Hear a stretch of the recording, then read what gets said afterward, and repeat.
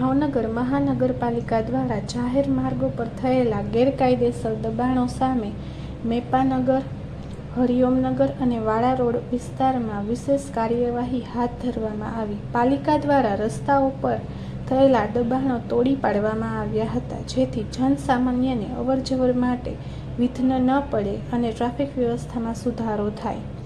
આ કાર્યવાહી શહેરના ટ્રાફિક જમાવટ અને જાહેર વ્યવસ્થા જાળવવાના હેતુથી અમલમાં લેવામાં આવી છે. બીએમસી વિભાગ દ્વારા અગાઉ દબાણદારોને નોટિસ આપી તક આપવામાં આવી હતી, પરંતુ સમયસીમા પૂર્ણ થયા પછી કાયદેસરની કાર્યવાહી અમલમાં મુકાઈ. બીએમસી તરફથી જણાવાયું કે આવનારા દિવસોમાં પણ આવા ગેરકાયદેસર દબાણો સામે કાર્યવાહી ચાલુ રહેશે અને શહેરની વ્યવસ્થાને ગતિશીલ તથા સ્વચ્છ રાખવા પ્રયાસો જારી રહેશે.